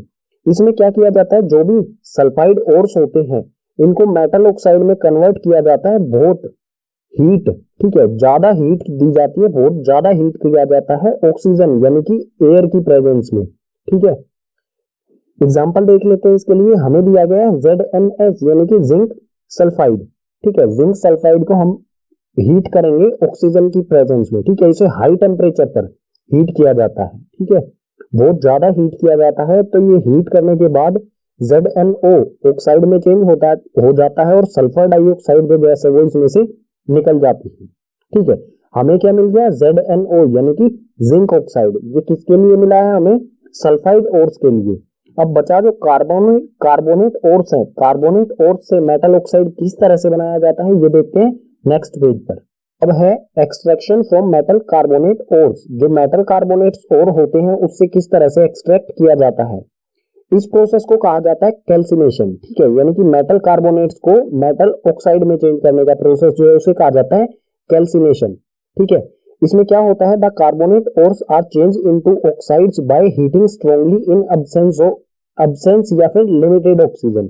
इसमें जो भी कार्बोनेट ओर्स होते हैं उनको मेटल ऑक्साइड में चेंज किया जाता है। ठीक है, उनके ऑक्साइड में चेंज किया जाता है बहुत ज्यादा हीट करके। ठीक है, या तो वहां पर ऑक्सीजन होनी ही नहीं चाहिए या फिर लिमिटेड ऑक्सीजन होनी चाहिए। ठीक है, ऑक्सीजन की अब्सेंस में। कार्बोनेट क्या होता है, कार्बोनेट होता है CO3। तो इसमें पहले से ही ऑक्सीजन होती है। ठीक है, इसलिए इसमें ऑक्सीजन की जरूरत नहीं होनी चाहिए हमें हीट करते समय। ठीक है, ये रिएक्शन किस तरह से होगा, सपोज कर लीजिए हमें दिया गया है जिंक कार्बोनेट, ये और है, इसमें से हमें जिंक ऑक्साइड बनाना है इसको। तो क्या करेंगे, इसे हीट करेंगे, बहुत ज्यादा टेम्परेचर पर इसे हीट करेंगे तो ये चेंज हो जाएगा ZnO यानी कि जिंक ऑक्साइड, और इसमें से CO2 जो है वो इसमें से निकल जाएगी। सो पीछे वाला प्रोसेस जो था रोस्टिंग, उसमें भी हमें क्या मिल गया था, जिंक ऑक्साइड। और इस वाले प्रोसेस में कैल्सिनेशन में भी हमें क्या मिल गया है, zinc oxide. Now we get metal oxide by the process of roasting और कैल्सिनेशन। जोन सा भी हमारा प्रोसेस था, रोस्टिंग सल्फाइड ओर्स के लिए और कैल्सिनेशन कार्बोनेट ओर्स के लिए, इन दोनों प्रोसेस से हमें क्या मिल गया है, मेटल ऑक्साइड मिल गया है। ठीक है, अब मेटल नेक्स्ट पेज पर हम देखेंगे कि मेटल ऑक्साइड से मेटल किस तरह से मिलेगा हमें। रिएक्टिविटी सीरीज के मिडल वाले मेटल्स के ओर्स को हमने कन्वर्ट किया मेटल ऑक्साइड में रोस्टिंग और कैल्सिनेशन प्रोसेस से, और हमें मिला मेटल ऑक्साइड यानी कि ZnO। ठीक है, दोनों प्रोसेस से, रोस्टिंग और कैल्सिनेशन से हमें क्या मिला था, मेटल ऑक्साइड। एग्जांपल में ZnO मिला था हमें। अब इस ZnO का हम करेंगे रिडक्शन, यानी कि इसमें से मेटल को अलग करेंगे। ठीक है, so reduction of metal oxide to metal, जो भी ये मेटल ऑक्साइड है इसमें से हम मेटल निकालेंगे रिडक्शन प्रोसेस से। रिडक्शन क्या होता है, चैप्टर 1 में आप पढ़ चुके होंगे, फिर से बता देता हूं। It means removing of oxygen from a compound. जो भी हमें कंपाउंड दिया गया है इसमें से ऑक्सीजन को अलग करना। ठीक है, ऑक्सीजन को अलग करेंगे तो यहां पर बच जाएगा सिर्फ Zn, यानी कि हमें प्योर मेटल मिल जाएगा। For reduction we use some reducing agents. Reduction हम किस चीज से करेंगे, कुछ रिड्यूसिंग एजेंट से। और रिड्यूसिंग एजेंट्स कौन कौन से होते हैं, जैसे कि कार्बन, कार्बन मोनोऑक्साइड और H2। कार्बन को यहाँ पर कोक भी कहा जाता है। ठीक है, सो इन रिड्यूसिंग एजेंट्स का यूज करेंगे इसमें से ऑक्सीजन को हटाने के लिए। और जो भी रिड्यूसिंग एजेंट्स होते हैं वो ऑक्सीजन के साथ बहुत अच्छे से बॉन्डिंग बनाते हैं, किसी भी दूसरे कंपाउंड से वो ऑक्सीजन को हटा लेते हैं, खुद उनके साथ ऑक्सीजन के साथ रिएक्शन करते हैं।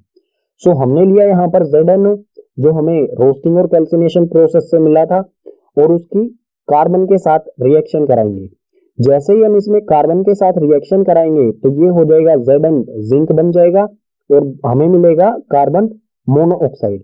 यहाँ पर ZnO किस में चेंज हो गया, Zn में, यानी कि यहाँ पर क्या हुआ, ZnO का रिडक्शन। ठीक है, और हमें प्योर मेटल मिल गया। यानी कि जो मिडल वाले मेटल्स थे उनके ओर से हमने सबसे पहले रोस्टिंग और कैल्सिनेशन प्रोसेस से उनका मेटल ऑक्साइड बनाया, और उसके बाद मेटल ऑक्साइड का किया हमने रिडक्शन, उसके बाद हमें मिल गया ये मेटल।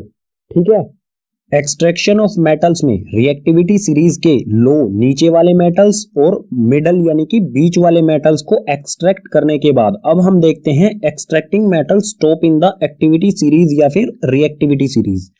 जो रिएक्टिविटी सीरीज या फिर एक्टिविटी सीरीज में टॉप वाले मेटल्स हैं उनको किस तरह से एक्सट्रैक्ट किया जाएगा। टॉप में कौन कौन से मेटल्स होते हैं, sodium, potassium, calcium, magnesium, aluminium, ये सारे मेटल्स होते हैं। इनको किस तरह से एक्सट्रैक्ट किया जाएगा, इसमें हमें फर्स्ट पॉइंट दिया है, these metals are highly reactive these are not reduced with reducing agents. जो ये मेटल्स हैं ये हाईली रिएक्टिव होते हैं और इनको रिड्यूसिंग एजेंट्स से रिड्यूस नहीं किया जा सकता है। रिड्यूसिंग एजेंट्स हम पीछे वाले पेजेस पर पढ़ चुके हैं, जैसे कार्बन, हाइड्रोजन या फिर carbon monoxide. In reducing agents से इनको रिड्यूस नहीं किया जा सकता है। सो इनको किस तरह से एक्सट्रैक्ट किया जाएगा? These metals are extracted by electrolytic reduction from their molten state। इनको इलेक्ट्रोलाइटिक रिडक्शन किया जाएगा, यानी कि इलेक्ट्रिसिटी के द्वारा इनका रिडक्शन किया जाएगा इनकी मोल्टन स्टेट। मोल्टन स्टेट यानी कि पिघली हुई अवस्था से सबसे पहले इन्हें पिघलाया जाएगा। जो भी और होगा उसे सोल्ट में कन्वर्ट करके उसे पिघलाया जाएगा, मेल्ट किया जाएगा। उसके बाद एक एग्जांपल देख लेते हैं। एग्जांपल में है extraction of Na from NaCl। सबसे पहले क्या किया गया है? सोडियम ऑक्साइड को सोडियम क्लोराइड बनाया गया है। ठीक है, सोडियम क्लोराइड से हम सोडियम किस तरह से निकाला जाता है, एक्सट्रैक्ट किया जाता है, ये देखते हैं। इसमें हमें 2 पॉइंट दिए गए हैं, इनको बाद में पढ़ेंगे। डायग्राम से समझते हैं कि Na यानी कि सोडियम हमें किस तरह से मिलेगा। यहां पर रिएक्टिविटी सीरीज में सेकंड नंबर पर जो है वो सोडियम आता है, यानी कि ये हाई रिएक्टिव मेटल है। ठीक है, सो डायग्राम से समझते हैं। ये रोड्स हैं, इलेक्ट्रिक रोड्स हैं। ठीक है, सबसे पहले क्या करेंगे? NaCl सोडियम क्लोराइड को मेल्ट करेंगे। मेल्ट करने के बाद इस टम्बलर में डाल दिया जाएगा। ठीक है, और सोडियम हमने ये कंपाउंड बनता कैसे है? सोडियम इसमें Na पॉजिटिव चार्ज होता है और क्लोरीन नेगेटिव चार्ज होता है। ठीक है, Na एक इलेक्ट्रॉन क्लोरीन को दे देता है। अगर ये Na देता है तो ये पॉजिटिव चार्ज और ये लेने वाला जो है वो नेगेटिव चार्ज होगा। ठीक है, सो जब इसमें से इन दोनों रोड्स में से माइनस साइन जो नेगेटिव साइन जो होता है बैटरी का उसे कहा जाता है कैथोड और एनोड जो है वो पॉजिटिव साइन। सो इसमें जब इलेक्ट्रिसिटी पास की जाएगी, जैसे ही इसमें स्विच ऑन किया जाएगा, इलेक्ट्रिसिटी पास की जाएगी तो इनकी जो बॉन्डिंग है NaCl ये टूट जाएगी। किस कारण? इलेक्ट्रिसिटी के कारण। ठीक है, इलेक्ट्रिसिटी इसका रीजन होगा और Na पॉजिटिव साइन है तो Na जो है वो कैथोड यानी कि नेगेटिव साइन की तरफ, हमेशा पॉजिटिव नेगेटिव साइन अट्रैक्ट होते हैं एक दूसरे से। सो पॉजिटिव सोडियम जो है वो कैथोड की तरफ आ जाएगा और क्लोरीन जो है वो एनोड पर आ जाएगी और क्लोरीन एनोड पर आकर गैस बनकर यहां से निकल जाएगी। सो हमें कैथोड पे क्या मिलेगा? सोडियम। इसे हम कैथोड से कलेक्ट कर लेंगे प्योर सोडियम को। ठीक है, सो एक्सट्रैक्शन ऑफ मेटल्स में ये 2 पॉइंट्स में यही कहा गया है। मेटल डिपॉजिट एट कैथोड, जो भी मेटल होगा हमारे सोल्ट सॉल्यूशन में वो कैथोड पर जमा हो जाएगा। ठीक है, डिपॉजिट यानी कि जमा हो जाएगा। क्लोरीन लिबरेटेड एट एनोड, और जो भी नॉन मेटल होगा, हमेशा जो मेटल होता है वो हमारा पॉजिटिव चार्ज होता है क्योंकि वो इलेक्ट्रॉन्स किसी दूसरे एलिमेंट को दे देता है। ठीक है, और जो भी मेटल के अलावा होगा, चाहे वो क्लोरीन हो या और कुछ भी हो, वो नेगेटिव चार्ज होगा और वो कहां से लिबरेट होगा?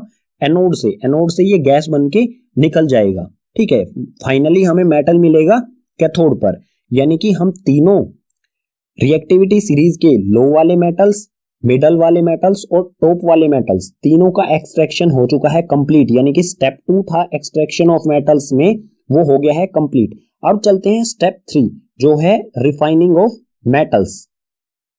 एक्सट्रैक्शन ऑफ मेटल में हमारा स्टेप 3 है refining of metals. Refining of metals जो है वो इलेक्ट्रोलाइसिस प्रोसेस से किया जाता है।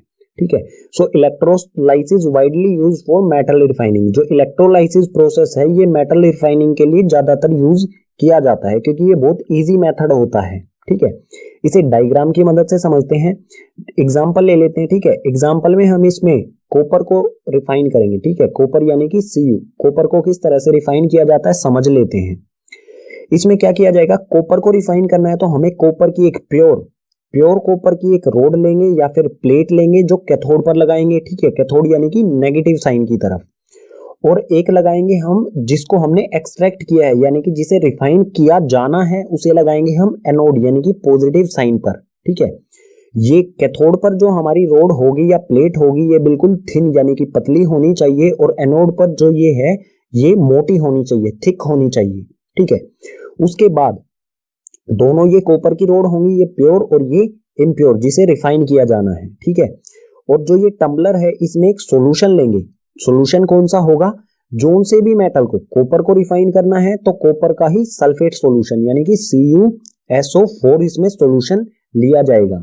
ठीक है, जोन सा भी मेटल है, अगर हम एल्यूमिनियम को इसमें रिफाइन करेंगे तो एल्यूमिनियम सल्फेट होना चाहिए यहाँ पर, ठीक है। कॉपर को रिफाइन कर रहे हैं तो कॉपर सल्फेट का यहाँ पर सॉल्यूशन लिया जाएगा इसमें।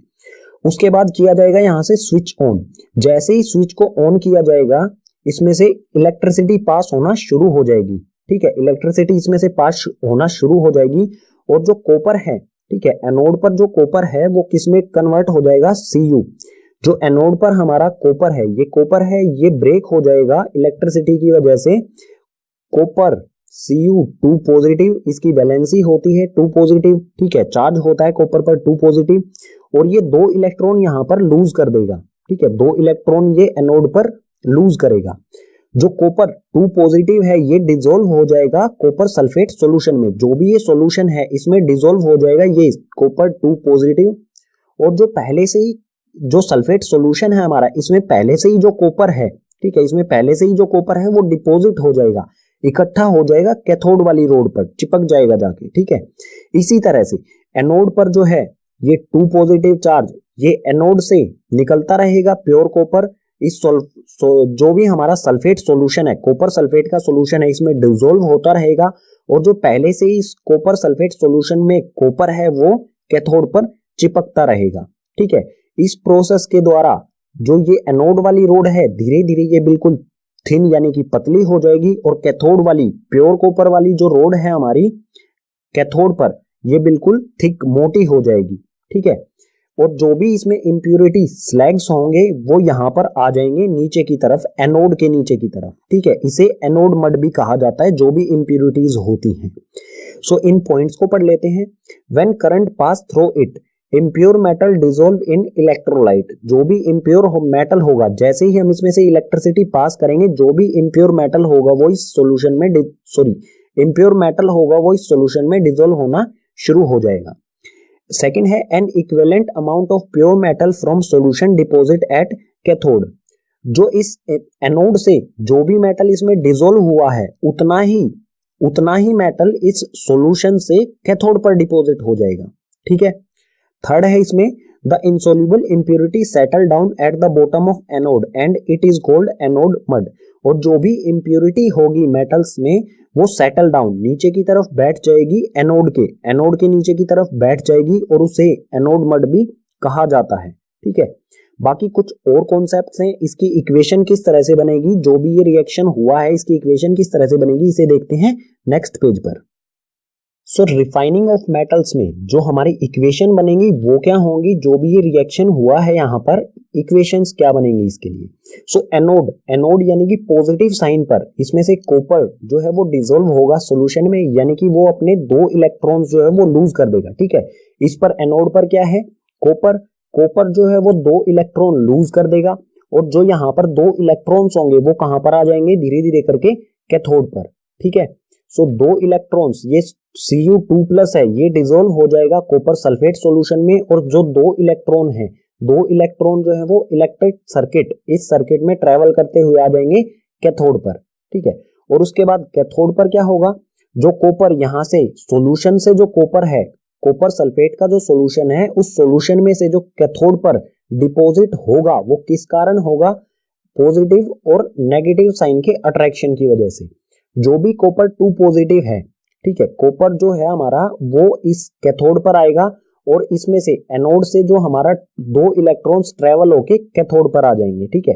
सो कॉपर 2 पॉजिटिव और 2 इलेक्ट्रॉन्स ये दोनों मिलकर यहां पर बनाएंगे प्योर कॉपर, ठीक है। कैथोड पर हमें मिल जाएगा प्योर कॉपर। ये जो इक्वेशंस हैं ये काफी इंपॉर्टेंट हैं, और ये हमारा पूरा प्रोसेस जो है इलेक्ट्रोलाइसिस प्रोसेस काफी इंपॉर्टेंट हो जाता है, इसलिए इसे अच्छी तरह से समझें। अगर एक बार समझ में नहीं आता है तो दोबारा से देखें, थोड़ा सा पीछे जाके 4 या 5 मिनट जितना भी हमारा ये प्रोसेस समझाया गया है इसे दोबारा से देखें, ठीक है। चैप्टर का नेक्स्ट और लास्ट कॉन्सेप्ट है हमारा कोरोजन। कोरोजन होता क्या है इसके बारे में हम चैप्टर 1 में भी पढ़ चुके हैं, फिर से देखते हैं। The surface of some metals corrode when they are exposed to moist air for a long time, this is called corrosion. जब कोई मेटल लंबे समय तक मॉइस्ट एयर यानी कि ऐसी एयर जिसमें वाटर वेपर्स भी हैं, ऐसी एयर के कांटेक्ट में लंबे समय तक आता है तो वो कोरड होने लग जाता है। कोरड यानी कि वो गलने लग जाता है, उसी प्रोसेस को कहा जाता है कोरोजन, ठीक है। इसके कुछ एग्जांपल्स देख लेते हैं। Silver become black when exposed to moist air. Silver जो है वो उस पर एक ब्लैक कोटिंग हो जाती है जब वो लंबे समय तक मॉइस्ट एयर यानी कि नमी वाली हवा के कांटेक्ट में आता है। इसी तरह से copper react with moist carbon dioxide and form a green coat of copper carbonate. Copper जो है वो मॉइस्ट कार्बन डाइऑक्साइड यानी कि नमी वाली कार्बन डाइऑक्साइड जो एयर में प्रेजेंट होती है उसके कांटेक्ट में आने से उस पर एक ग्रीन कोटिंग आ जाती है जिसे कॉपर कार्बोनेट कहा जाता है। ठीक है। इसी में नेक्स्ट पॉइंट है iron when exposed to moist air acquire a coating of brown substance called rust. जब आयरन मॉइस्ट एयर यानी कि नमी वाली हवा के कांटेक्ट में आता है लंबे समय तक तो उसके सरफेस पर एक ब्राउन सब्सटेंस बनने लग जाता है जिसे कहा जाता है रस्ट। ठीक है। रस्ट यानी कि जंग कहा जाता है उसे। ठीक है। इन तीनों पॉइंट्स से आप क्या समझेंगे, जो भी कोरोजन हो रहा है वो किसकी वजह से हो रहा है, moist air, moist carbon dioxide और मॉइस्ट एयर यानी कि मॉइस्चर। जो भी कोरोजन है वो उसके लिए कौन कौन सी चीजें रिस्पॉन्सिबल होंगी, दोनों चीजें होनी आवश्यक हैं, एयर भी और मॉइस्चर भी। अगर कोई मेटल सिर्फ एयर के कांटेक्ट में आता है तो वो कोरोजन उसका नहीं होगा, या फिर सिर्फ वो मॉइस्चर के कांटेक्ट में आता है तो उसका भी कोरोजन नहीं होगा। लेकिन अगर कोई मेटल इन दोनों के कांटेक्ट में आता है तो ही उसका कोरोजन होगा। ठीक है। कोरोजन जो है वो मेटल्स को डिस्ट्रॉय कर देता है धीरे धीरे करके। सो कोरोजन से बचाव होना जरूरी है मेटल्स का। सो प्रिवेंशन ऑफ कोरोजन, कोरोजन से मेटल का बचाव। The corrosion can be prevented by painting, oiling, greasing, galvanization, chrome plating, anodizing और making alloys। जो भी कोरोजन है उसको बचाया जा सकता है पेंट करके। ठीक है। जो भी मेटल्स होते हैं उनको पेंट कर दिया जाए तो उन पे उनका कोरोजन नहीं होगा, या फिर ऑयलिंग या ग्रीजिंग करके जो भी मेटल्स हैं उनके ऊपर ऑयल लगा दिया जाए या ग्रीस लगा दिया जाए तो वो एयर और मॉइस्चर के कांटेक्ट में नहीं आएंगे और उनका कोरोजन नहीं होगा। इसी तरह के कुछ प्रोसेस हैं गैल्वेनाइजेशन, क्रोम प्लेटिंग, एनोडाइजिंग और मेकिंग एलॉयज। जो गैल्वेनाइजेशन, क्रोम प्लेटिंग और एनोडाइजिंग है ये सिमिलर हैं एक दूसरे से, इसलिए गैल्वेनाइजेशन के साथ साथ हम इन दोनों को भी समझ लेंगे। ठीक है। सो गैल्वेनाइजेशन क्या होता है, it is a method of protecting steel and iron from rusting by coating them with a thin layer of zinc. जो गैल्वेनाइजेशन प्रोसेस होता है ये स्टील और आयरन को रस्ट होने से बचाने के लिए यानी कि गलने से बचाने के लिए, इनका कोरोजन होने से बचाने के लिए इस पर एक थिन लेयर ऑफ जिंक की एक पतली सी लेयर चढ़ा दी जाती है। ठीक है। उसी को कहा जाता है गैल्वेनाइजेशन। गैल्वेनाइजेशन में जिंक की थिन लेयर चढ़ाई जाती है, क्रोम प्लेटिंग में क्रोमियम की थिन लेयर चढ़ाई जाती है, एनोडाइजिंग में एल्यूमिनियम की थिन लेयर चढ़ाई जाती है। ठीक है। गैल्वेनाइजेशन में जिंक, क्रोम प्लेटिंग में क्रोमियम की, एनोडाइजिंग में एल्यूमिनियम की थिन लेयर। ठीक है। ये तीनों मेथड से हम कोरोजन को, कोई भी मेटल है उसको रस्ट होने से बचा सकते हैं। अब बात आती है एलॉयज। एलॉयज क्या होते हैं, यहां पर इसकी डेफिनेशन है it is a homogeneous mixture of two or more metal or metal and non metal. जो एलॉय होते हैं वो मिक्सचर होते हैं, या तो दो या दो से ज्यादा मेटल्स का मिक्सचर होता है या फिर मेटल्स और नॉन मेटल्स का मिक्सचर होता है। ठीक है। समझ रहे हैं। मेटल और मेटल का मिक्सचर हो सकता है या फिर मेटल के साथ नॉन मेटल का भी मिक्सचर हो सकता है, उसे कहा जाएगा एलॉय। इसके कुछ एग्जांपल्स ले लेते हैं। जैसे आयरन को रस्टिंग होने से बचाने के लिए उसमें 0.05% कार्बन मिला दिया जाता है। ठीक है। उससे आयरन थोड़ा हार्ड भी हो जाता है और इसमें रस्टिंग भी बहुत धीमा हो जाता है, बहुत स्लो हो जाती है रस्टिंग। ठीक है। आयरन जो है वो आयरन प्लस कार्बन से बनाया जाता है। ठीक है। इसी तरह का एलॉय है स्टील जो है वो आयरन और निकेल से बना होता है या फिर आयरन और क्रोमियम से बना होता है। ठीक है। इसी तरह से बिल्कुल ब्रास जो एलॉय है वो कॉपर और जिंक का मिक्सचर होता है। ब्रॉन्ज जो है वो कॉपर और टीन का मिक्सचर होता है। और जो भी ये एलॉय हैं इनमें बहुत रस्टिंग जो है वो बहुत लंबे समय तक नहीं होती है, मतलब ये ऐसे एलॉयज हैं जो बहुत लंबे समय तक बिना किसी ऑयलिंग, ग्रीजिंग, इन सभी चीजों के चल सकते हैं। ठीक है। इसी के साथ चैप्टर